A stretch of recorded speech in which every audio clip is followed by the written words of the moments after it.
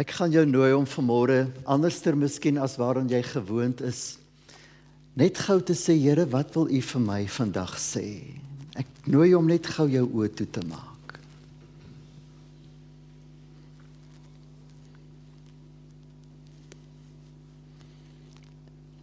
Vader, dankie dat ons vandag hierdie geleentheid saam het, om van U te hoor, om saam te kan sing, maar dankie dat ons fokus is op wie U is.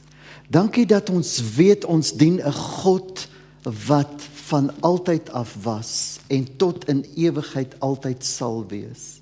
Maar in hierdie oomblik van tyd, 28 September 2025, kom sê ons dankie dat ons U kan eer as ons God. Dankie dat U die ere koning is. Dankie dat U altyd barmhartig is, dat U goed is, dat U nie anderster kan as om dit te wees nie. Dankie Here vir hierdie geleentheid vanmôre waar ons net ons lof aan U kan betuig. Ons eer U Here. En hier is ons vandag om tussen die lyne te lees en tussen die lyne te hoor, wat wil U vir ons elkene as individue sê, terwyl ons as 'n groep bymekaar is. Aan U kom toe al die lof en eer tot in alle ewigheid. Amen. Wat 'n groot, spesiale lekkerte is dit om vandag hier saam met julle te wees. En ek wil net sê, die besondere manier hoe ons hier verwelkom is komplimente aan julle, want ek besef, ons kom agter julle is 'n lekker familie.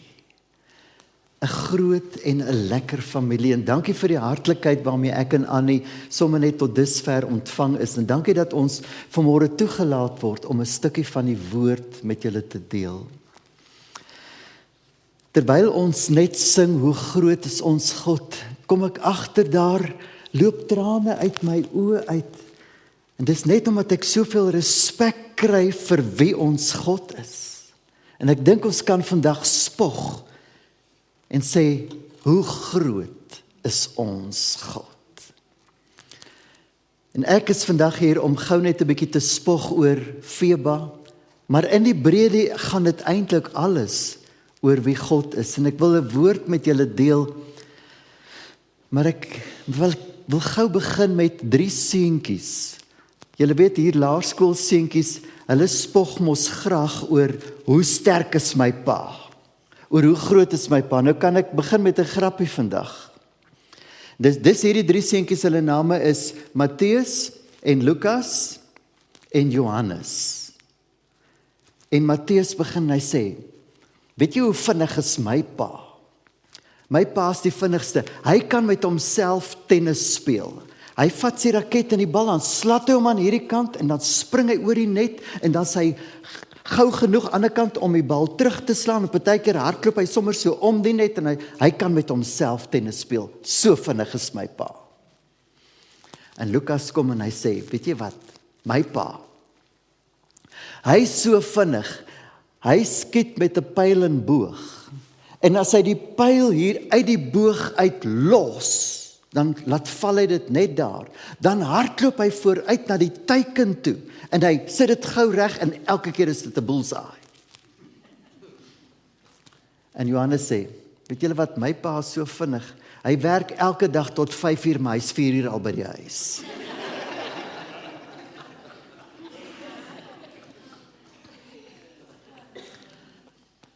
As ons vandag spog oor wie ons God is, dan kan ons dit met reg doen.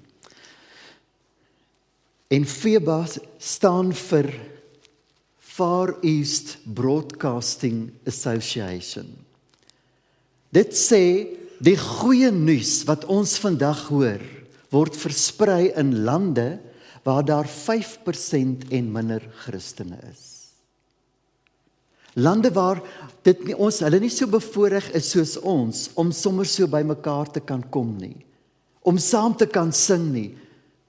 Dis lande wat ons besef, veral onder die moslemlande, die 440 venster, wat ons veral van praat, reg oor die wêreld. Daarom, as ons vandag sommer net gesels oor lig.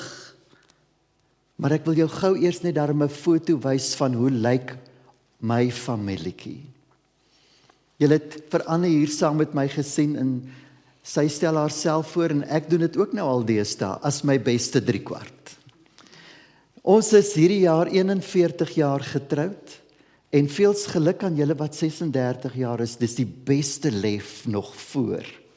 Ons is 41 jaar getroud en ons het 2 kinders, 'n dogter en 'n seun en hulle het vir ons elke ene nog 'n kind bygebring en ons verwys na hulle as ons bonuskinders. Hulle 6 maande uitmekaar het getroud wat nie 'n goeie ding is vir 'n pa se sak nie emosioneel, nie finansiëel, al die ander ele was dit nie 'n goeie ding nie, maar hulle is nou so 10 jaar gelede getroud in 2015 en hulle het vir ons 4 pragtige klein goed in die wêreld laat kom. Die oudste een is 8 en die jongste ene kan julle sien, hy's 20 maande.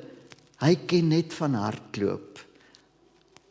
En as julle na die tyd gou net by my wil uitvind, ek het 'n hele lys, 'n klomp foto's om vir julle te wys van hoe oulik is hulle. Maar ons is vandag gesels ek met julle graag oor Johannes 1, vers 4 en 5. En dit sê eenvoudig die volgende.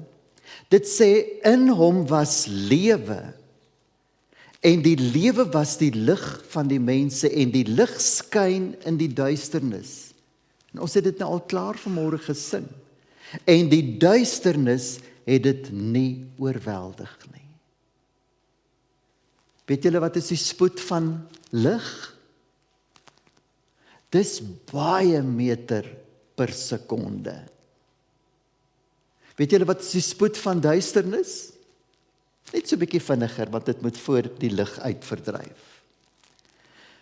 En in die wêreldkaartprentjie kan ek vir jou wys, die donker kolle is die plekke waar daar lande is, waar daar 3% en selfs 1% en minder, maar oor die algemeen minder as 5% Christene is. En dis waar Feba so 'n groot verskil maak. Feba het 80 jaar gelede reeds begin in China en dis eintlik ironies dat ons op die oomblik moeilik toegang kry in China.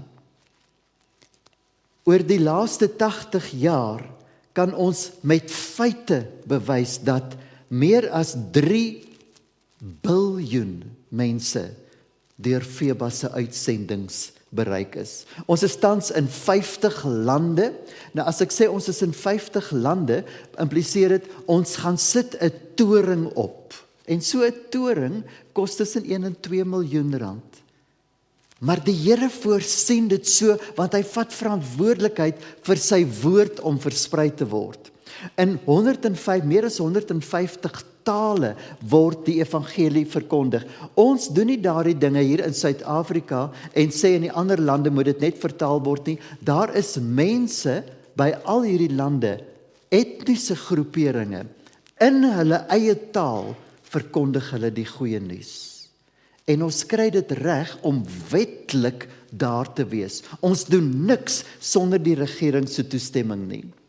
Ons het op die oomblik 260 sulke radiotorings reg oor die wêreld en daar selfs plekke waar hulle kinders gebruik as omroepers vir die kinderprogramme.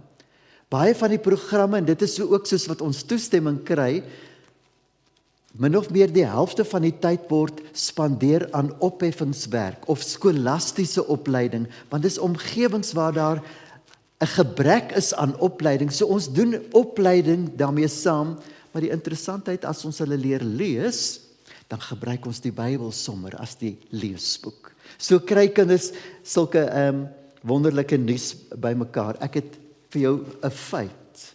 Net oor die laaste 12 maande het ons reaksies gekry, hoor gou mooi, van 10 miljoen mense oor 12 maande wat by God uitgekom het.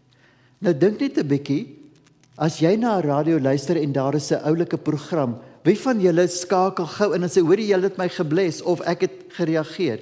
Ons vermoed dit is maar 'n klein persentasie van die mense wat reageer, maar ons weet van minstens 10 miljoen mense reg oor die wêreld, wat oor die laaste 12 maande by hom uitgekom het. Is dit nie amazing nie? Ek wonder of jy saam met my 'n lofoffer wil gee, en net sê, Here, dankie vir elke persoon wat by U uitkom.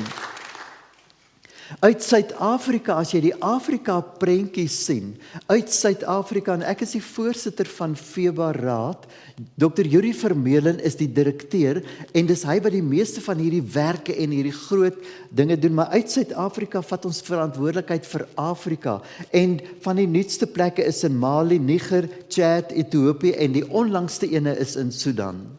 Nou, die hele horing van Afrika en daai hele gedeelte, kan ek vanmôre vir jou sê, met Sudan wat bygekom het, is daar radiogolwe van die linkerkant tot aan die regterkant. Die hele, ek wil sê die onchristelike deel, die minste christelike deel, daar's nou radiogolwe in elke deel van daardie plekke. Die nuutste een is in Suid-Sudan, en in Suid-Sudan is daar 7 miljoen mense wat 10-1, meeste van hulle ongeletterd is.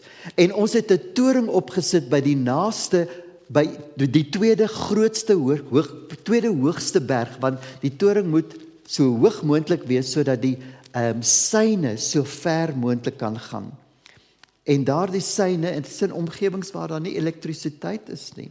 En as jy op die volgende prentjie kan kyk, ons het 'n ateljee en ons vat sonpanele, sodat daar krag kan wees. En so het ons 'n ateljee daar neergesit, en ek het 'n prentjie vir jou gebring om te sien hoe lyk hierdie ateljee, hoe lyk hierdie gebouetjie, maar kyk net 'n bietjie, hoe hoog is daardie toring? In hierdie stadium, terwyl ons dit opgesit het, ons winterseisoen was bietjie hulle reenseisoen gewees, om iets soos 200 kilometer te ry. As gevolg van die reën en die onbegaanbaarheid van die paaie, het dit die mense omtrent 10 na 12 ure gevat, net om aan 200 kilometer te ry. Dit was nogal 'n uitdaging gewees. Maar ek wil vir jou vertel, so lyk hierdie radiootjie, een van die radiootjies. Hierdie is 'n baie skerp radiootjie met vele stasies wat hy kan opvang. Daar's party wat net FEBA opvang, en dan gebeur dit hierheen kan selfs opgewen word, en hy kan met 'n USB poort voltooi word. Jy kan so 'n radiootjie vir jouself koop, hy kos R850, en dan sponsor jy buitendien 'n ander ene. So dit is die radiootjies beskikbaar, en ek nooi jou om agterna by ons daar 'n draai te maak. Annie is daar, kom voel en vat en kyk hoe lyk hierdie radiootjies. Kom kyk net, hoe lyk die dinge? Maar hierdie radiootjies, wil ek julle gou vertel, ons het nie toegang in Noord-Korea nie, maar in Suid-Korea het ons 'n hoë toring wat die grootste gedeelte van Noord-Korea kan opvang. En dan sal ons so 'n radiootjie aan 'n heliumballon sit, want ons mag nie in Noord-Korea ingaan nie. En dan vat hierdie ballon hierdie radiootjie in die lug in, en ons kyk hoe waai die wind, en die wind vat hom, en iewerster kom hy af, byvoorbeeld in Noord-Korea, of plek waar ons nie mag wees nie. En veral kinders sien hier kom iets aan. En dan sal hulle, as hierdie ding afkom, aan hom begin peter, en hier kom klank uit, en ons weet van duisende, ons verwys na hulle as luistergroepkerke, waar mense by mekaar kom op 'n gereelde basis, en luistergroepe vorm, en so saam na die evangelie luister. Ek kan vir julle vandag vertel, waar daar groepe mense, soveel soos wat julle vandag hier is, op een slag, op een dag, tot wedergeboorte kom. Groter groepe, en dan is die radio daar, om hulle reisgenoot te wees, om môre weer daar te wees, om oormôre weer daar te wees. Laaste storieetjie wat ek jou wil vertel, en van hierdie goeters is nie net stories nie. Ek het die voorreg om 1 keer in 18 maande kom hierdie wêreldleiers by mekaar op 'n sekere punt in die wêreld. En ons was juis in Suid-Korea gewees, so bietjie meer as 'n jaar gelede, April maand verlede jaar.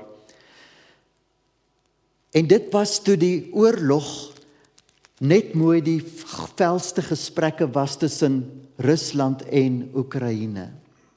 En ons verteenwoordigers uit die Oekraïne en Rusland was ook daar.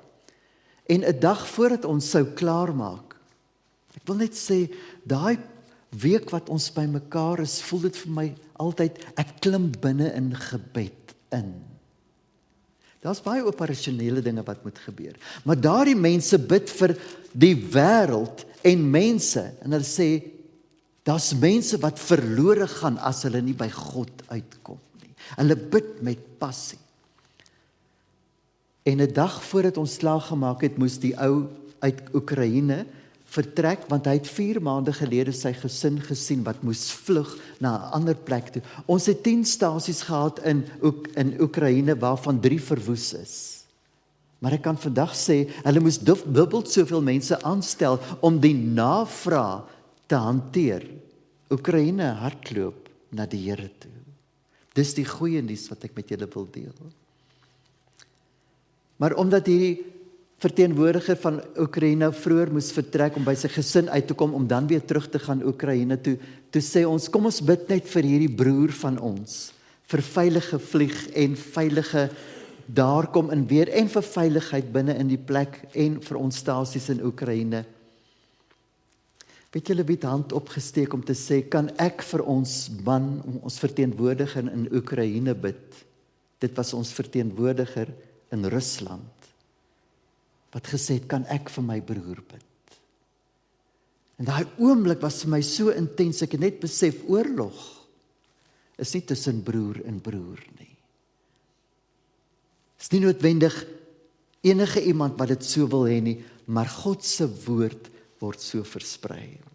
Daarom kan ek met dank sê, Johannes 1 vers 4 en 5 sê, die lig word versprei en die duisternis moet vlug.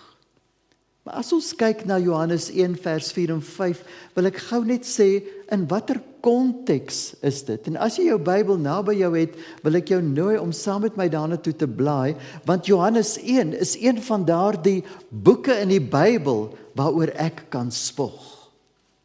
Want dit sê, Johannes 1 vers 1, kom ons kyk net gou, wat is die konteks vir hierdie ligverse, vers 4 en 5, hy sê, in die begin, en dis soos wat die boek Johannes begin, en dit is 'n bekende vers, in die begin was die woord, en die woord was by God, en die woord was God.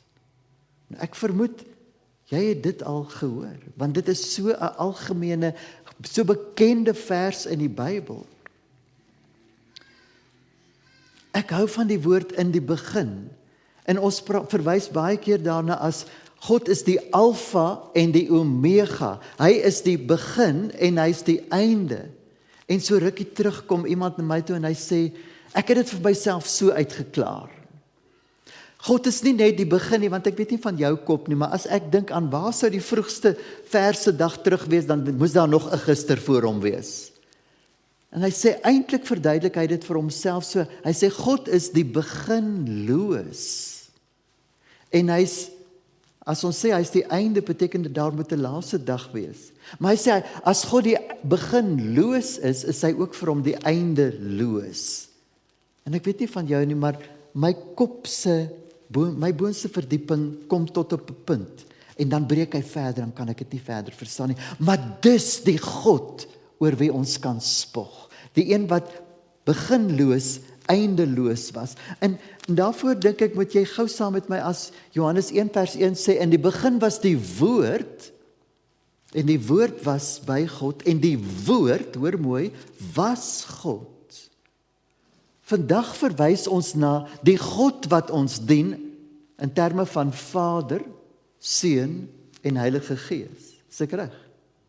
Dis ons God wat ons dien. Maar hoe het hierdie God gelyk in Genesis 1? Blaai gou vir my saam na Genesis 1 vers 1 toe. Dis in die regte begin. Sê, in die begin het God, Vader, Skepper, die hemel en die aarde gemaak. En die aarde was woes en leeg. En duisternis was oor die aarde. En hier kom ons met die tweede aspek van die Godheid in die drie-eenheid, en die Gees van God het gesweef oor die aarde. Hoor jy, ons leer in Genesis 1, herken ons in ons konteks die Vader en die Gees, maar waar is Jesus? Gaan hy aan in vers 3 en hy sê, en God het gesê. Wat het Johannes 1 vers 1 gesê? In die begin was die woord en die woord was God. Daai woordjie sê is so belangrik, want dit sê, en God het gesê, dit was woord. Sien jy dit? Dit is eintlik vir my so interessant om te dink, God se vorm was Skepper, Gees en Woord. Weereens sukkel ek om dit mooi te verstaan, want woord het nie vorm nie.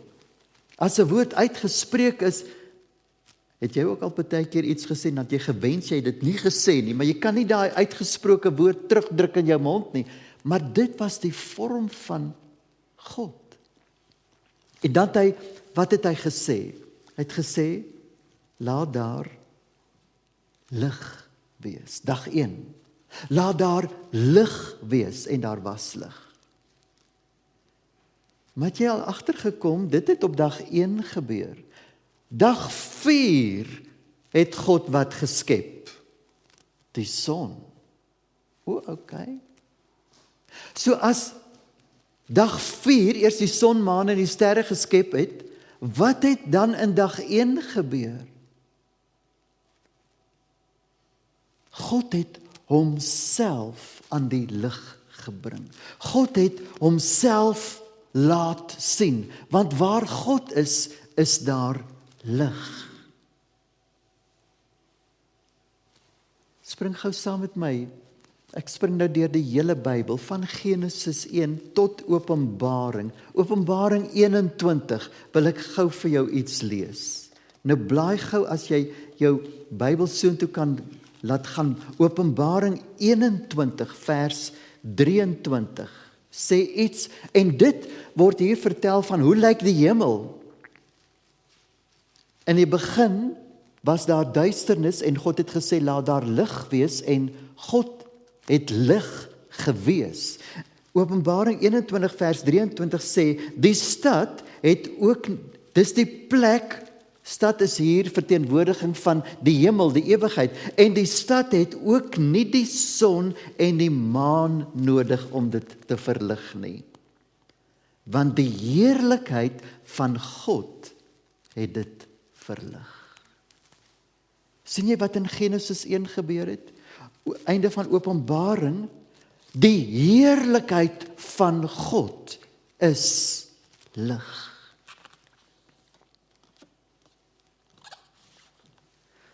Terug na Johannes toe, Johannes 1. Ek is so bly daar's 'n vers wat sê, lees saam met my in vers 14. Dit sê, God het sy vorm verander, want hy sê, God het iets geword. Hy het vlees geword. Aanvanklik was Jesus net woord. Maar hier het hy sy vorm verander om gelykvormig aan my en jou te wees. Jesus het aarde toe gekom in die vorm van 'n mens. Iemand met oë, iemand wat kon ruik, kon hoor. Persoonlik dink ek, die eerste profesie wat in die Bybel gebeur het, is in Genesis 1. Toe God gesê het, laat ons die mens maak. Daar was toe nog nie so iets soos 'n vorm van die mens nie. Maar die profesie van 'n Adam, hoe Adam gelyk het, was eintlik die profesie van 4000 jaar later, hoe Jesus sou lyk, in die vorm van 'n mens. Dis vir my die grootste openbaring van hoe lief God my het. Hoe lief hy vir jou het. Dat hy gesê het, kom ek word iets waarmee jy kan identifiseer. Ek kom lyk soos wat jy lyk.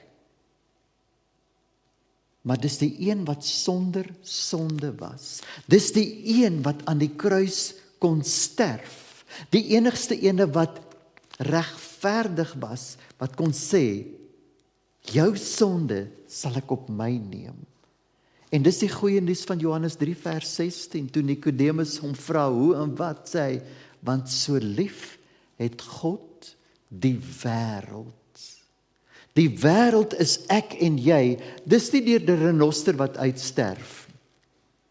Want so lief het God dit wat hy geskep het, dit wat hy gemaak het, so lief het hy my, sodat elkeen wat in hom glo, nie verlore mag gaan nie, maar die ewige lewe kan hê.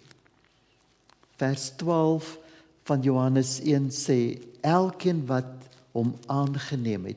Dis die begrip van elkeen wat in hom glo, aan hulle het hy die mag, die gesag gegee, om wat te wees? Om kinders van God te wees.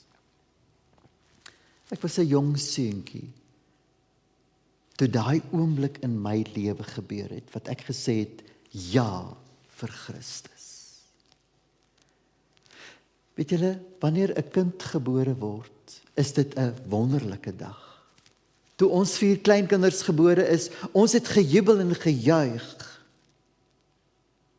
Maar gelyktydig is elke persoon wat gebore word fisies, is dit 'n aankondiging van, dis die eerste dag, maar iewerster gaan daar 'n laaste dag wees. 'n Rakleeftyd word eintlik aangekondig. En dis nie 'n bangmak storie, is net 'n feit wat ek vir jou sê.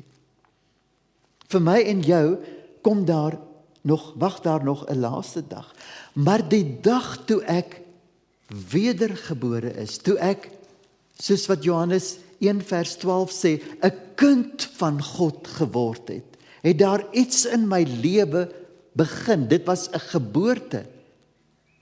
Maar die goeie nuus is, dit het nooit 'n einde nie. Dit is eindeloos.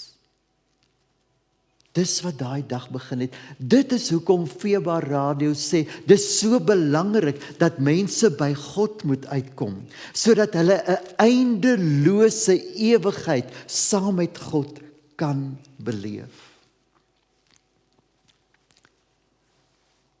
Die Message vertaling, Eugene P. Peterson sê van Johannes 1 vers 14, hy sê, He moved into our neighborhood. Ek is so dankbaar vandag om te sê, in julle omgewing, God leef deur julle in die omgewing. Ek verwys graag nie na ons Christenskap as 'n godsdiens nie, want religion, daar's baie religions wat ek nie dink God verheerlik nie, waar as God nie sentraal is nie, beteken dit niks. Maar een ding wat ek agtergekom het, alle ander religions, hulle God is iewerster op 'n troon, of is 'n beeld, of wat ook al, en hulle word op so 'n manier aanbid. Psalm 121 sê, ek slaan my oë op na die berge, waar sal my hulp vandaan kom? En dit was die gebruik dat daar afgode, hulle beeldjies, hulle huisies op die bopunte van die berge gesit het. So die mense, as hulle in moeilikheid was, het hulle opgekyk na die berge, en dit is hoekom Dawid kon sê, my hulp kom nie van hierdie afgode nie, my hulp kom van die God wat hierdie berge gemaak het. Maar my God, jou God, is die enigste God wat ek van weet, wat kies om binne-in sy skepping, binne-in sy maaksel, binne-in dit wat hy geskape het, te woon, in die vorm van die Heilige Gees. As Eugene Peterson sê, God moved into our neighborhood, het hy gesê, dis toe Jesus gekom het, maar toe die Heilige Gees uitgestort is, en hy woon in my, is jy die verteenwoordiger in hierdie omgewing, om 'n verskil te maak by die tronke, om waar julle 'n mark gaan hê, by julle huise, by die skole, by julle werke, om te sê, so maak ek 'n verskil. En dit is wat Matteus 5 vers 14 sê. Julle is die lig vir die wêreld. In die wêreld waar daar donkerte is julle die lig. Dis weer Eugene Peterson wat dit net so mooi sê. Hy sê, let me tell you why you are here. You are here to be light. You are here to bring out the God colors to the world. As jy gou vir my die prentjie van die prisma kan opsit, is hy daar. Sien julle, 'n prisma, daar kom wit lig in en die reënboog se kleure versprei. En dit is wat ek en jy doen. Waar ons ook al gaan, versprei ons God se lig. En partykeer staan jy by iemand stil en hy het nodig om net vertroos te word. Dan doen jy dit. Ander keer is dit nodig om saam met hom te lag. Ander keer moet jy sê, kom ons jubel oor 'n oorwinning wat gebeur het. Ander keer moet jy net sê, kom ons bid oor hierdie krisis saam. Daar's 'n manier hoe ons ook 'n verskil kan maak. Hoe ons elke dag 'n verskil kan maak. En ek kry dit in Handelinge 1 vers 8. Handelinge 1 vers 8 is net so bekend. Hy sê, want julle sal krag ontvang wanneer die Heilige Gees oor julle kom. En julle, hoekom kry ons krag? Waarvoor? Om wat te doen? Om te getuig. Julle sal krag ontvang wanneer die Heilige Gees oor julle kom om te getuig. Getuig is bloot storie vertel. Jy vertel wat met jou gebeur het. Jy vertel wat jy gehoor het met ander gebeur het. Jy vertel wat jy raak gelees het. Jy vertel van die goeie dinge, van God is lig. Jy spog eintlik met wie God is. Dan sê hy, julle gaan vertel in Jerusalem en Judea, Samaria en tot aan die eindes van die aarde. Nou ek is baie bly, ek dink ons verteenwoordig hierdie uiteindes van die wêreld. Jerusalem verteenwoordig bloot jou omgewing waar jy bly, jou gesin, jou familie, jou werkskollegas. Judea verteenwoordig so 'n bietjie geografies wyeer. Ons kom vanmôre van Pretoria af, van Kameeldrift af, en ons kom agter 'n skouer hier. So ons hoop dit gaan so 'n bietjie warmer word, maar ons is hier om vir julle te vertel van die lig. Hoor julle geografies bietjie verder, so buitekant jou gemaksone. Ek het vir baie lank gedink Samaria is ook net nog verder, tot ek agtergekom het, Samaria is nie noodwendig verder nie, maar Samaria verteenwoordig die anders. Dis baie meer op 'n emosionele vlak. Daar's sommige mense wat net anders as jy is. Hulle bly anders, hulle leef anders, hulle dink anders. En wat Handelinge sê, nie net geografies nie, maar ook die andersoortiges. Selfs mense van wie jy dalk nie hou nie. Jona het 'n boodskap gekry, gesê, gaan vertel vir die mense in Ninive die goeie nuus. Gaan gee vir hulle die lig. En Jona het gesê, ek het nie lus nie. Ek van die pad, klim op die skip. Toe daar moeilikheid kom, toe sê hy, gooi my maar uit. En die vis sluk hom in. Jona was glad nie lus om goeie nuus vir die Ninivite te gaan vertel nie. Weet julle hoekom nie? Hy het nie van die mense in Ninive gehou nie. Dit was sy vyande. 10-1 rassisties was dit anders. En hy was net glad nie lus hiervoor nie. En toe die vis hom insluk, die interessantheid daarvan, geografies, het die vis geswem tot op die naaste punt waar daar see is, aan Ninive. En toe moes Jona maar gaan vertel, en die mense, dis een van die Bybelse wonderwerke, dat so 'n groot stad binne 'n paar dae tot bekering gekom het, tot inkeer gekom het. Samaria beteken, selfs vir die mense van wie jy nie hou nie. Ons lees van die barmhartige Samaritaan. Hulle het nie verwag dat Samaritane teenoor ander mense sou goed wees nie. So daar het ons 'n voorbeeld dat selfs die Samaritane was goed teenoor ander. Boodskap is eintlik, wees dan ook maar lief en goed teenoor die Samaritane, die mense van wie jy nie hou nie. Jesus en sy disippels was op pad en hy het gesê, kom ons moet in Samaria stop. En die mense sy disippels het gesê, ons het nie lus nie, dis anderster soort mense. Maar Jesus het gesê, ek het 'n afspraak met 'n vrou, Johannes 4, kan jy dit lees? Die vrou by die put, wat gevra het, as u hierdie water het, waarvan ek nooit weer gaan dors word nie, gee vir my dan. Jesus het 'n afspraak gehad met 'n Samaritaanse vrou. En sy was 10-1, die een wat in Samaria in haar tuisdorp ingegaan het. En sy het gaan vertel van, weet julle wie het ek ontmoet? En sy het ander teruggetrek na Jesus toe.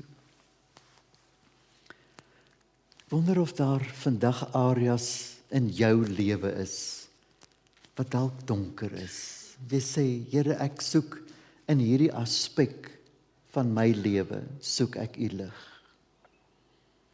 Glad nie voor die tyd beplan om dit te vertel, maar ek gou vir julle iets van my lewe vertel, toe ek 14 jaar oud was.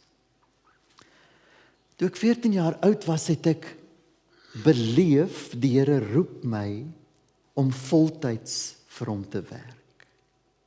En ek het gesê, ja, dis wat ek wil doen. En kort daarna het ek siek geword. En in September van daardie jaar, toe ek 14 jaar oud was, onthou ek so goed, ek het tussen my ouers gesit, en ons het by 'n spesialis gewees, en hy het gesê, hy weet nie om dit te sê nie, hy kan nie doekies omdraai nie, maar hy gaan reguit praat, en hy het gesê, dit wat met my fout is, ek het maksimum 3 maande oor om te leef. Om met daardie boodskap gekonfronteer te word van, in kontras wat ek gevoel het, die Here sê 'n maand of 3 gelede vir my, oor my toekoms, en hier kom 'n ander woord oor my lewe. Dit was net so in lynreg, in teenstelling. En ek onthou toe ons huis toe gery het, my pa het, as daar 'n intieme oomblik was, het hy my ou basie genoem. En hy het gesê, ou basie, onthou, God het altyd die laaste woord. En dit wat my pa daai oomblik gesê het, het my laat besef, ek gaan God se uitnodiging om vir hom te werk kies. Nou moet ek vir julle ook sê, ek was so swak in daai stadium, dat my pa het in die aande my ooglede kom toemaak. Van uitputting het ek aan die slaap geraak. En volgens alle mediese bewyse was ek besig om te sterf. Maar ek het 'n dag. As ek daaraan dink, dan sê ek, dankie Here vir 10 Oktober. Want dit is 'n dag wat ek opgestaan het, 'n paar weke na hierdie tyding van ek het net 3 maande oor, het ek opgestaan sonder pyn, vir die eerste keer in maande. En ek het geweet, iets het gebeur.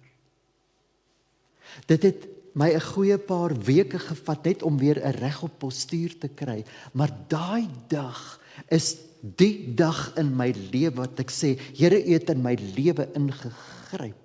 Ek het op 'n jong ouderdom die bonatuurlike aanraking van 'n lewende God beleef. Kan ek sê, dis 50 jaar later. En ek gee aan hom al die eer. Ek en Annie kan vir julle stories uit ons lewe vertel, waar daar donker was. Ons het in 'n huis gebly in Pretoria. Kort nadat ons daar ingetrek het ons agtergekom, hy was kosmeties baie mooi gemaak, hy bars uit mekaar uit, hy het op turf gestaan. En ons wou hom onmiddellik in die mark sit, en ons het 11 jaar daar gebly, sonder dat hy kon verkoop. Selfs as daar iemand gekom het, om die huis te wil koop, het die bank gesê, ons gee nie 'n lening nie, want die huis is 'n risiko dat hy in mekaar kan tuimel. En Annie het begin met 'n ding, en sy het gesê, I trust God, don't confuse me with the facts. En toe sy dit die eerste paar keer gesê, het ek gedog, wat sê sy nou? verstaan nie mooi nie, maar dit het so werklikheid in my geword. Ek kyk na hierdie barste en ons sien ons buurvrou met haar kar inry dwars deur die barste en oor 2 weke is sy weet, jy weet hoe maak turf.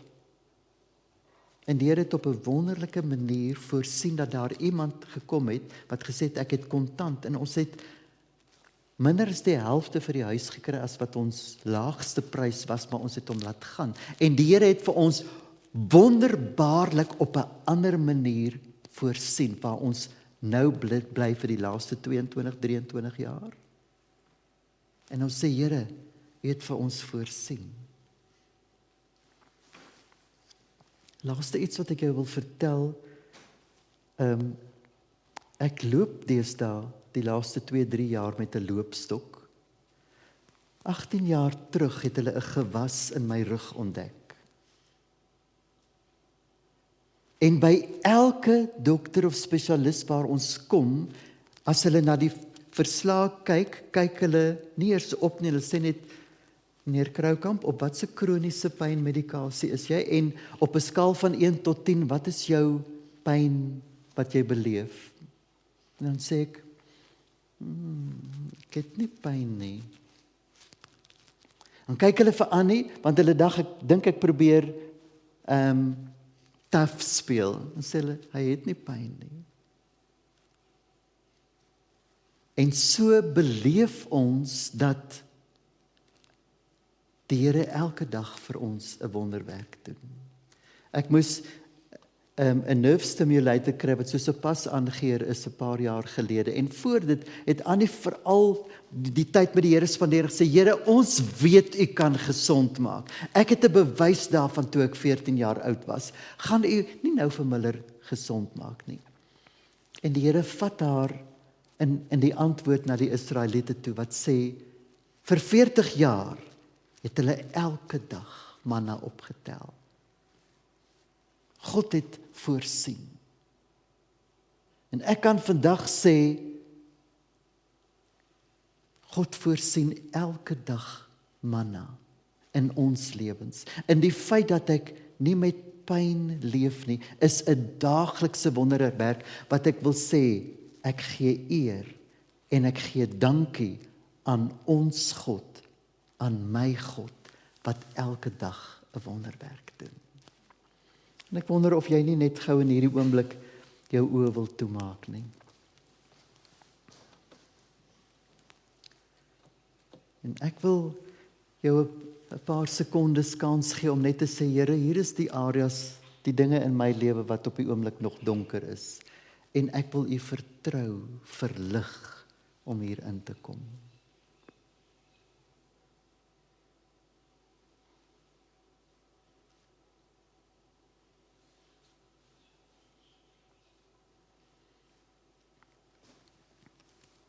Dankie Here dat ons vandag kan spog oor U. Dat ons kan sê U is lig. En ons kom vandag saam en ons vertrou U Here vir areas van donkerte. Dankie dat ons vanmôre kon gehoor het van iemand hier in hierdie gemeente wat 'n beroerte gehad het waar dit soveel beter gaan. Dankie Here vir herstel, maar hier is vandag 'n klompie individue. Individue wat sê, Here, ek vertrou U. Ek wil U volkome vertrou. En dankie dat ons na stories kan luister van wat U doen. Maar dankie dat U ons kan vertrou vir elke aspek in ons lewens. En ons gee aan U vandag al die eer vir wie U is en vir wat U kan regkry. Amen. Voorbereiding gedoen het vir vandag, het ek gevoel, die Here gee vir my net iets vir julle as gemeente, en dit is eenvoudig.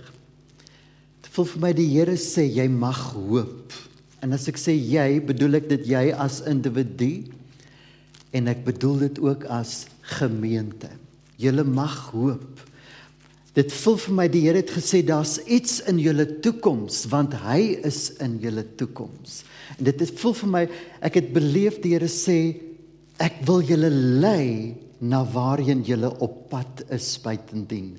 Moenie ophou hoop nie. Ek wil net sê, julle het ons vanmôre met soveel hartlikheid op alle vlakke. Ontvang ons voltuis, want ons beleef die geeswerking van God hier saam met julle. Here, ons kom bid vandag, mag die seën van ons God. Ek kom bid oor elke persoon om uit te gaan en lig te gaan wees. Lig te gaan uitdra. Help hulle om sensitief te wees om te sê, wanneer is dit 'n geel lig om saam te lag? Of wanneer is dit 'n rooi lig om te sê, hier's 'n waarskuwing? Of wanneer om te sê, dalk is daar iets pers, om te sê, kan ek saam met jou bid? Maar dat hierdie omgewing sal verander, omdat hierdie mense, omdat hierdie gemeente, die hoop in die wêreld invat. Ons gee aan U al die eer. Dankie dat ons kan uitstap as geseëndes in die naam van die Vader, Seun en die Heilige Gees. Amen.